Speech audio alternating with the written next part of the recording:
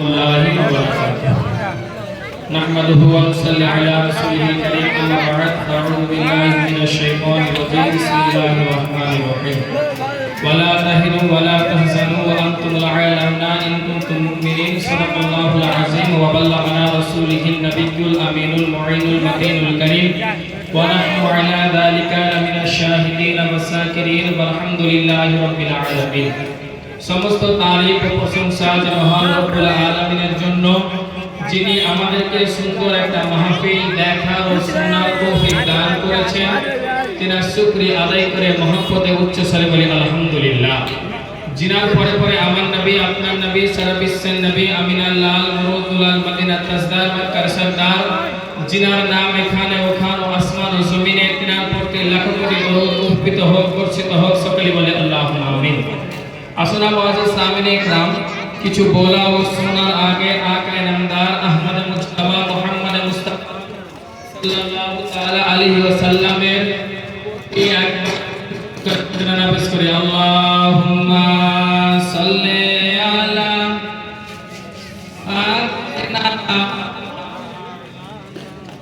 মুহাম্মদ ওয়া আলা আলিহি ওয়া আলা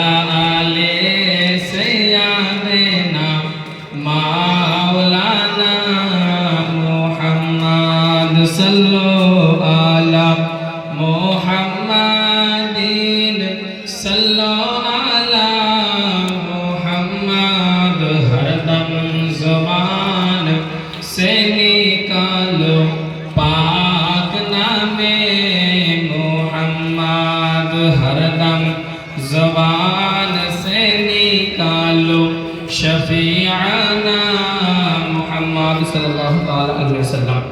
मुआज़्ज़िज़ सामीन इकराम, আপনাদের সামনে মহান আল্লাহ পাক রব্বুল আলামিনের কোরআন এক টুকরা আয়াত কারিমা তেলাওয়াত করেছিলাম যে ওয়ালা তাহিনু ওয়ালা তাহজানু ওয়া আনতুমুল আ'লাউনা ইন কুনতুম মুমিনিন। মহান আল্লাহ পাক রব্বুল আলামিন সূরাতুল আল ইমরান আয়াত নম্বর 139 এর মধ্যে বলেন যে ওয়ালা তাহিনু ওয়ালা তাহজানু ওয়া আনতুমুল আ'লাউনা ইন কুনতুম মুমিনিন, যে তোমাদের কোথাও টেনশন নাই। এখন প্রত্যেকটা মানুষ চিন্তায় চিন্তিত মুআজ্জিজ সামিনে ইকরাম। এখন আপনি যদি বলেন যে কেমন চিন্তিত, আসুন না মুআজ্জিজ, এখন প্রত্যেকটা মানুষ চিন্তায় চিন্তিত, কিন্তু আপনার চিন্তা দূর হবে কি করে? আসুন না, আপনাকে চিন্তা দূর হবে কি করে, টেনশন দূর হবে কি করে? আপনাকে কেউ বলবে না মুআজ্জিজ, কিন্তু এখন যদি মানুষকে বলা হয় যে মুআজ্জিজ এখন আপনি চিন্তিত কিসের, বলতে লাগলো যে হুজুর আমি কেউ হয়তো আপনার ধান লাগিয়েছে, ও আপনার টেনশন করছে যে ধান ভালোভাবে উঠবে কি উঠবে না। কে আপনার হয়তো পরীক্ষা দিয়েছে, মাধ্যমিক দিয়েছে, উচ্চ মাধ্যমিক দিয়েছে, সে হয়তো ভাবছে পরীক্ষায় উত্তীর্ণ হবে কি হবে না, পাস করব কি করব না, ও মুআজ্জিজ টেনশনে আছে।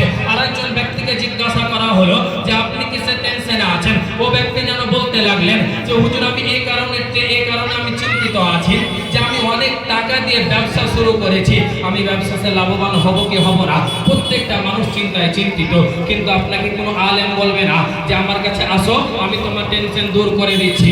আপনাকে কোনো এমএলএ বলবে না যে আমার কাছে আসো আমি তোমার টেনশনকে দূর করে দিচ্ছি। আপনাকে কোনো মহারথী বলবে না যে আমার কাছে আসো আমি তোমার টেনশনকে দূর করে দিচ্ছি। আপনাকে কোনো বৈজ্ঞানিক বলবে না যে আমার কাছে আসো আমি তোমার টেনশনকে দূর করে দিচ্ছি। কিন্তু আল্লাহর কসম আমি আজকে আপনাদেরকে বলে যাই, আমি আপনাদেরকে কোরআনের আলো দিয়ে রাঙিয়ে দিয়ে যাই, কোরআনের আলো দিয়ে স্পষ্টভাবে বুঝিয়ে দিয়ে যাই। মহান আল্লাহ পাকের কোরআন খুলতে থাকুন না, 139 নম্বর আয়াত পড়ুন সূরাতুল আল ইমরান। মহান আল্লাহ পাক রব্বুল আলামিন বলতে আছেন ওয়ালা তাহিনু ওয়ালা তাহজানু ওয়া আনতুমুল আ'লাউনা ইন কুনতুম মুমিনিন। প্রত্যেকটা মানুষ চিন্তায় চিন্তিত, কিন্তু কি করলে আপনার টেনশন দূর হবে? আসুন না মুআজ্জিজ, মহান আল্লাহ পাক কোরআনে বলে দিয়েছে যে ওয়ালা তাহিনু ওয়ালা তাহজানু ওয়া আনতুমুল আ'লাউনা ইন কুনতুম মুমিনিন। তোমাদের কোথাও টেনশন নাই, নো টেনশন, নো চিন্তা। শর্ত হচ্ছে একটাই, মুমিন হতে হবে। কি হতে হবে? মুমিন হতে হবে। যদি মুমিন হয়ে যায় তাহলে এ দুনিয়া তো ভয় নাই, ওই দুনিয়া তো ভয় নাই। তো মুআজ্জিজ মুমিন যে হব, তো মুমিন কি করে হব আমাদেরকে জানার বিষয় আছে তো, যে মুমিন কি করে হব, মুমিন খুঁজবো কোথায়, মুমিন কিনবো কি কোথায়, মুমিন হব কি করে? আপনাকে কোথাও যেতে হবে না। আপনাদের শ্রীরামপুরে মাদ্রাসা আছে, আসুন, অনেক আলেম আছেন, আমার ওস্তাদ গণ আছেন, ওনাদের মুখ থেকে শুনুন না, ওনাদের মুখ থেকে শোনা আমি আব্বাস আজকে বলে যাই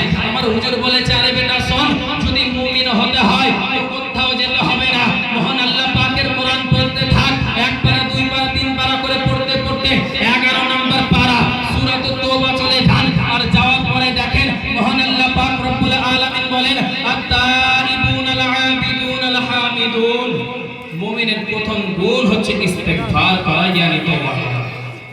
মুমিনের প্রথম গুণ হচ্ছে ইস্তেগফার করা। এখন মুআজ্জাজ সামির ইকরাম আল আবিদুন, আল্লাহর ইবাদত করা। এখন যদি মানুষকে বলা হয় যে নামাজ, মানুষকে যদি এখন বলা হয় যে নামাজ, তো অনেক রকমের বাহানা। যদি বলা হয় নামাজ, তো হুজুর পড়ার সময় পাচ্ছি না। আরেকজনকে জিজ্ঞাসা করলাম, চাচা আপনার নামাজ? ও বলছে যে হুজুর পড়ার নামাজ পড়ছে, পড়ার টাইম পাচ্ছি না। আমি জিজ্ঞাসা করলাম, চাচা কেন? বলছে নতুন ব্যবসা শুরু করলাম, অনেক খাটতে হচ্ছে, তাই সময় পাচ্ছি না। আরেকজনকে জিজ্ঞাসা করলাম, ভাই নামাজ?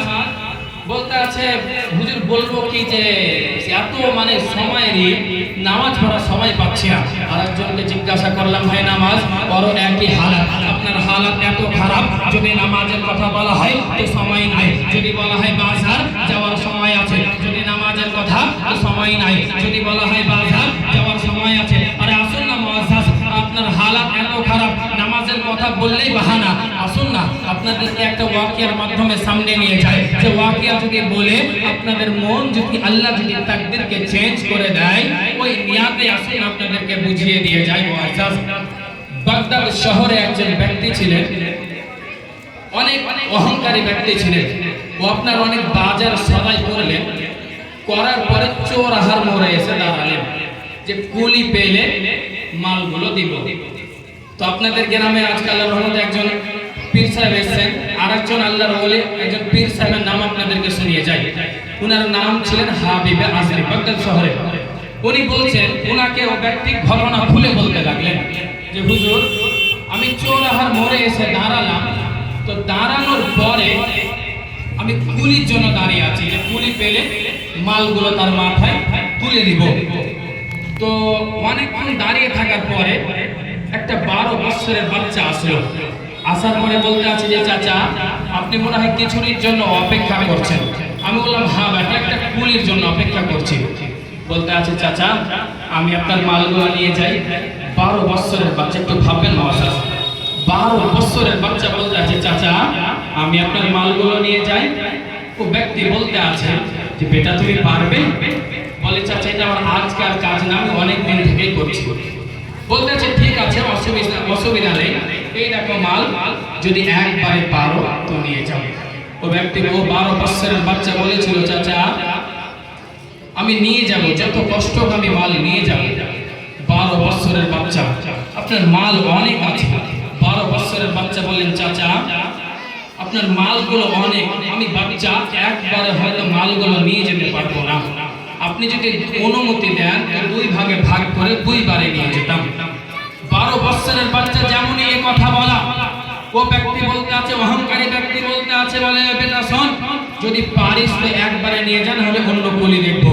ও ব্যক্তি বলতে আছে আল্লাহর ওলিকে, যে হাবিব আজমিকে বলতে আছে, বলে হুজুর আল্লাহর কসম, ও ব্যক্তিকে আমি যখনই বললাম যে পারলে একবারে নিয়ে যাও, তাহলে অন্য কুলি দেখবো, আমার পাকে জড়িয়ে ধরে নিয়েছে। বলতে আছে চাচা আপনি যদি আমাকে কাজটা না দেন, আমি আমার মায়ের মুখে খাবার তুলে দিতে পারবো না।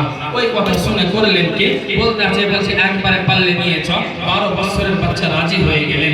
বলতে আছে অহংকারী ব্যক্তি বলতে আছে, বলে যদি নিয়ে যেতে পারিস আমার বাড়ি পর্যন্ত 3 আনা দেবে। ক আনা বললাম? 3 আনা দেবে। যদি বাড়ি পর্যন্ত নিয়ে যেতে পারে তাহলে 3 আনা দিবে। আসুন না মুআজ্জাজ, একটু দিল লাগান। বলতে আছে যদি আমার বাড়ি পর্যন্ত নিয়ে যেতে পারিস তো 3 আনা দেবে। রাজি হয়ে গেলেন। 12 বছরের বাচ্চার মাথাতে বোঝকে তুলে দিলেন। বাচ্চা চলতে আছে, আল্লাহর জমিনে চলতে আছে বাচ্চা, কিন্তু বাচ্চার ওজনের চাইতে বাচ্চার মাথার ওজন যেন বেশি হয়ে গিয়েছে। বাচ্চার মাথাতে যে আছে ওগুলো যেন অনেক বেশি ভারী হয়ে গেছে। বাচ্চাকে বলতে আছে আরে চল না, বাচ্চা হাঁপাতে আছে, শ্বাস ফুলতে আছে, কষ্ট হচ্ছে। অহংকারী ব্যক্তি বলতে আছে আরে চল, দেরি করিস না, বাড়িতে মেহমান আছে। আল্লাহর কসম, ও 12 বছরের বাচ্চা চলতে লাগলেন। আর যাওয়ার পরে একটা মহল্লাতে যাওয়ার পরে নিজের মাথার বোঝকে নামিয়ে দিয়েছেন। আর নামিয়ে দেওয়ার পর বলতে আছে, বলে চাচা আমি আর যাব না। ও ব্যক্তি বলতে আছে, বলে বেটা তুই আর সামনে যেতে পারবি না, তুই আর আমার মাল নিয়ে যেতে পারবি না। বলে চাচা শোনো, আমি যে মাল নিয়ে যেতে পারবো না এজন্য নামিয়েছি, আসলে তা নয়। বলে তাহলে কিসের জন্য নামিয়েছিস একটু বল না। বলতে আছে চাচা শোনো, ভালো করে শোনো, তোমার কানে আওয়াজ এসেছে কিনা জানি না, কিন্তু আমার কানে আওয়াজ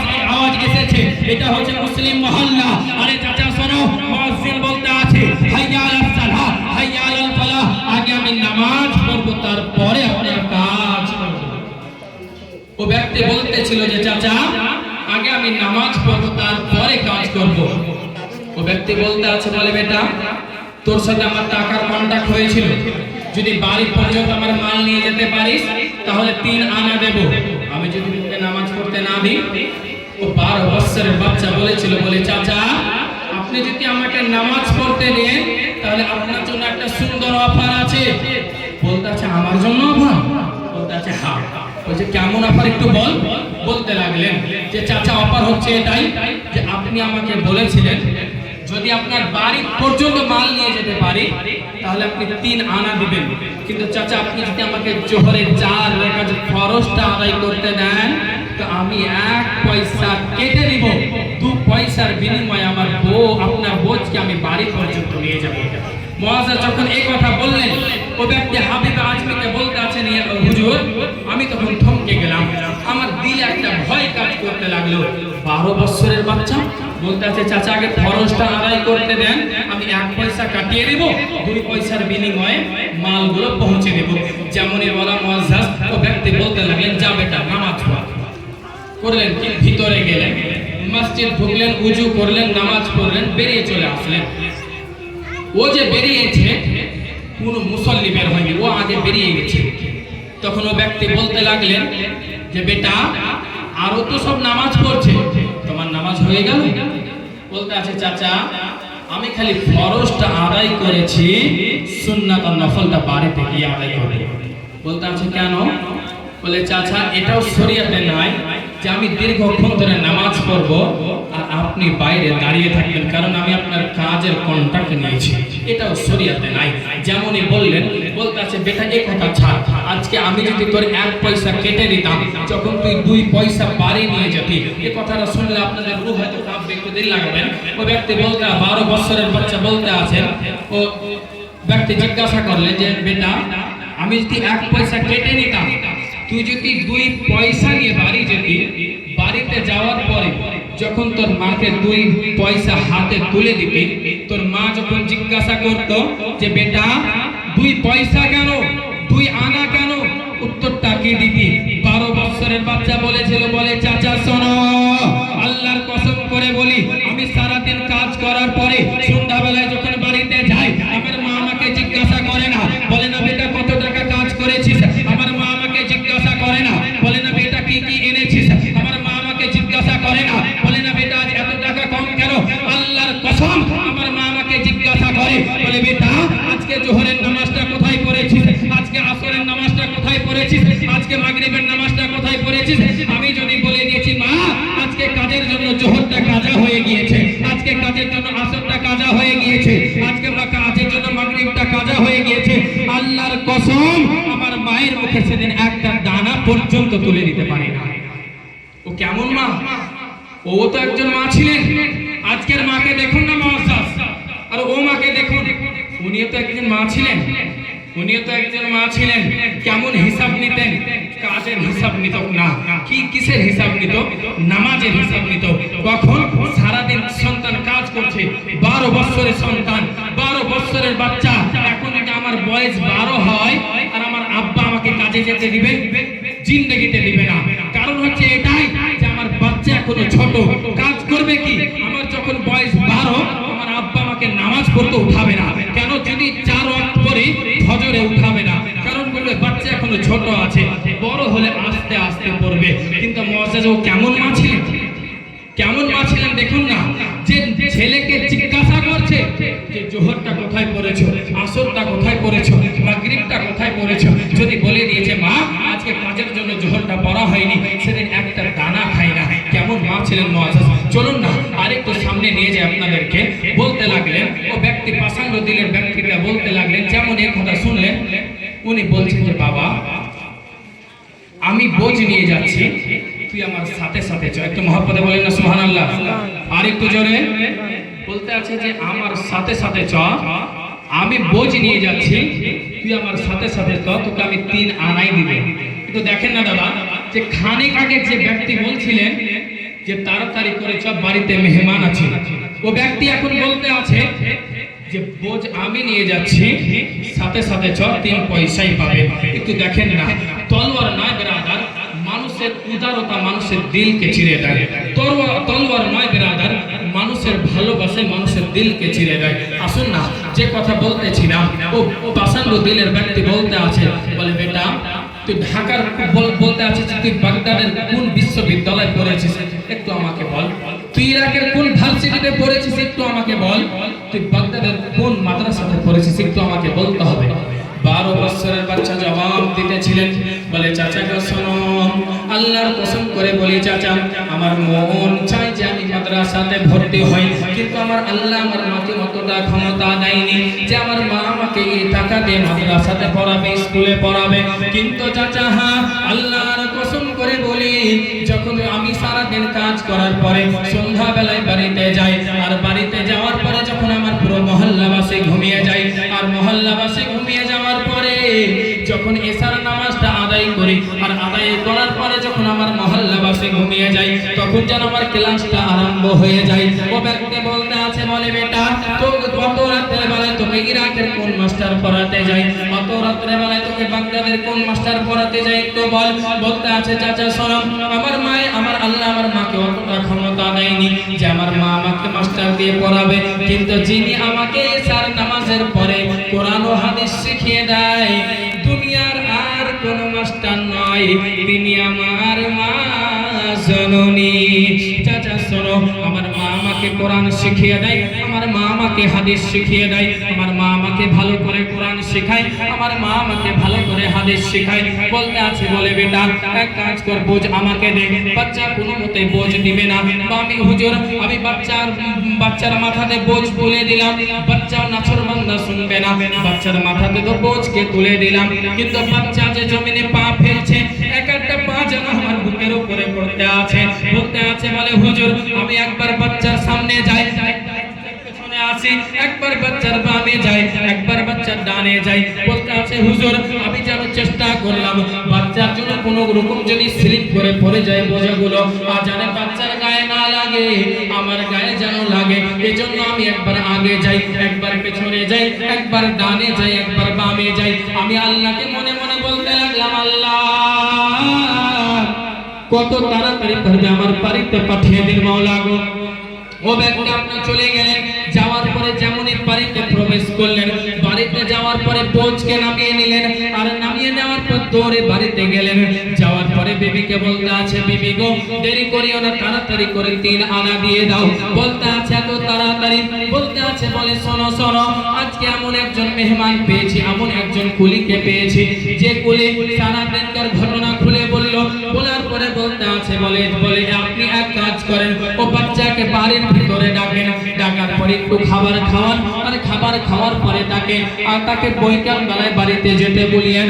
ও ব্যক্তি করলেন কি, বাইরে আসলেন, আসার পরে বলতে আছে, বলে বেটা এক কাজ করো, এখন তো দুপুরের সময়, তুমি একটু খাবার খেয়ে নাও, খাবার খেয়ে নেওয়ার পরে একটু আরাম করে বৈকাল বেলাতে বাড়িতে যেও।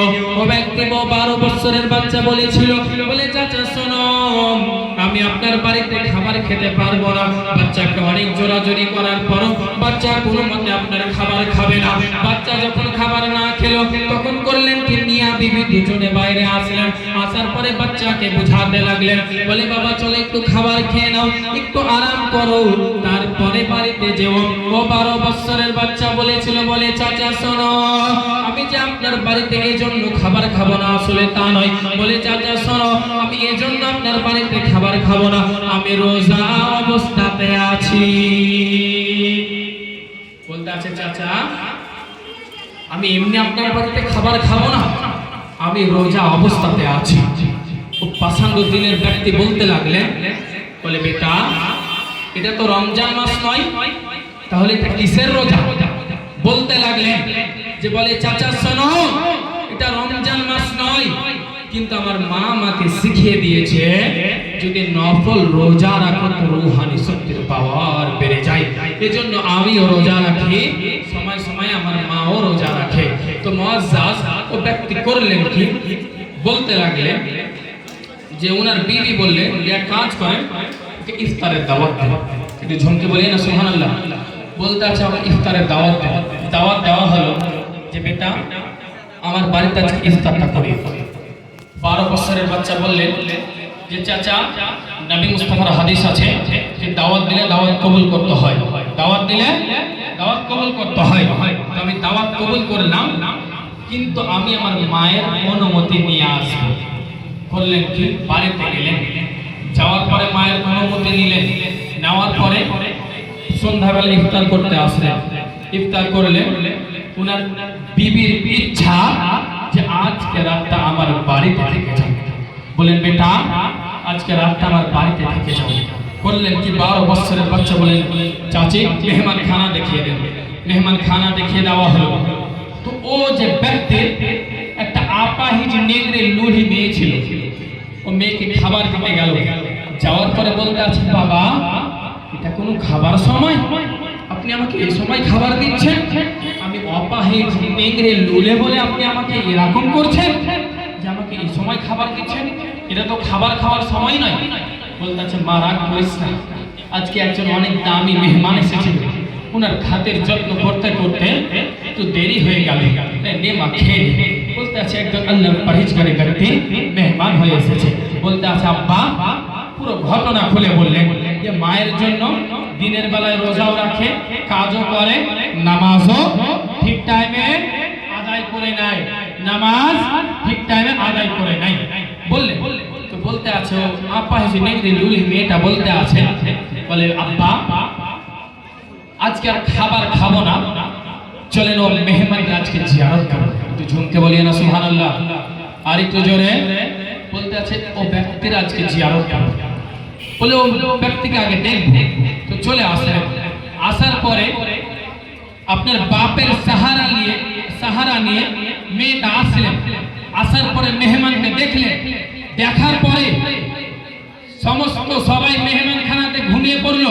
মেহমান খানাতে মেহমান, ঘরে উনার মেয়ে, আর এক ঘরে ওনার স্বামী স্ত্রী ঘুমিয়ে পড়লেন। গভীর রাত হয়ে গিয়েছে। রাত তখন গভীর রাত। রাত্রে বেলায় ওনার আব্বা দরজায় কে যেন টোকা মারতে আছে। ওনার আব্বা দরজা খুললেন। দরজা খোলার পরে দেখতে পেলেন আল্লাহর কসম ওনার দরজার সামনে আর কেউ ছিলেন না, ওনার আপাহিজ নেগড়ি লুলি মেয়েটা দাঁড়িয়ে আছে। বলতে আছে আব্বা আজকে দেখো আমার হাত কাজ করতে আছে, আজকে দেখো আমার পা কাজ করতে আছে, আজকে আমি যেন পুরো আমার শরীর কাজ করতে আছে। বলতে আছে বলে মা এটা কেমন করে হলো? বলতে লাগলেন বলে আব্বা আজকে এটা কোন কারণ ওসিলা। বলে আব্বা শোনো এটা এজন্য হয়েছে যে আপনি যে মেহমানকে নিয়ে এসেছিলেন ও মেহমানের ওসিলাতে আল্লাহ আমাকে ভালো করে দিয়েছে। একটু ঝুমকে বলবেন না সুবহানাল্লাহ, আর একটু জোরে।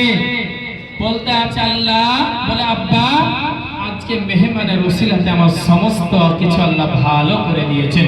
তো এই দ্বারা আমরা বুঝতে কি পারলাম যে ভালো কিছুই হয়, ভালো জনের সাথে বেড়ালে ভালোই হয়। তো আল্লাহ করলেন কি ভালো করে দিলেন। এই জন্য আপনাদেরকে এতদূর এই কারণে নিয়ে আসলাম যে এখন মানুষকে যদি নামাজের কথা বলা হয় তো বাহানা, সময় নাই। কিন্তু আল্লাহর কসম দেখুন না 12 বছরের বাচ্চা নামাজ পড়লেন। নামাজ তো নামাজ, আপনার নফল রোজা পর্যন্ত রাখে, নফল রোজাও তো রাখে। রাত্রে বেলায় মায়ের কাছে কোরআন ও হাদিস শিখে, ওয়াজ কোরআন ও হাদিস শিখে। কোরআন হইতে একটু আয়াতে কারিমা তেলাওয়াত করেছিলাম, ওয়ালা তাহিনু ওয়ালা তাহজানু ওয়া আনতুম আ'লাউনা ইন কুনতুম মুমিনিন।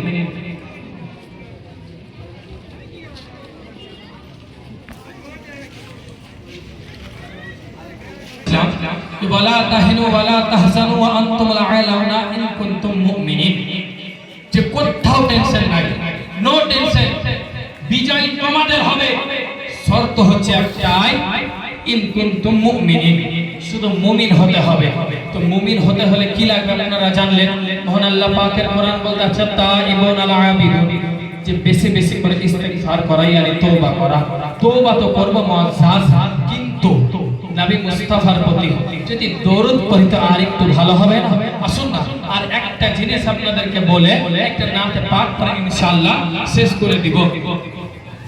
কিতাবের নাম দরুদ শরীফের ফাজিলাত। তো হযরত ইসমাঈল হক রাহমাতুল্লাহ আলাইহি বর্ণনা করে যে একজন মা তার ছেলের মৃত্যুর পরে স্বপ্নে দেখলেন তার ছেলের কবরে আযাব হচ্ছে। উনার মা খুব দুঃখ পেলে এবং কষ্ট পেলে। আবার কয়েকদিন পরে স্বপ্ন দেখতে আছেন তার ছেলের কবর নূরে আলোকিত হয়ে আছে, খোদার রহমতের মধ্যে আছে। উনার মা জিজ্ঞাসা করে, বলে বেটা বেটা বলো বলো, কয়েকদিন আগে তোমাকে আমি স্বপ্নে দেখলাম তোমার কবর যেন তুমি যেন খুব কষ্টের মধ্যে ছিলে, আযাবের মধ্যে ছিলে। আজকে আমি যখন তোমাকে স্বপ্নে দেখলাম তোমার কবর যেন নূরে আলোকিত হয়ে আছে, খোদার রহমতের মধ্যে আছে।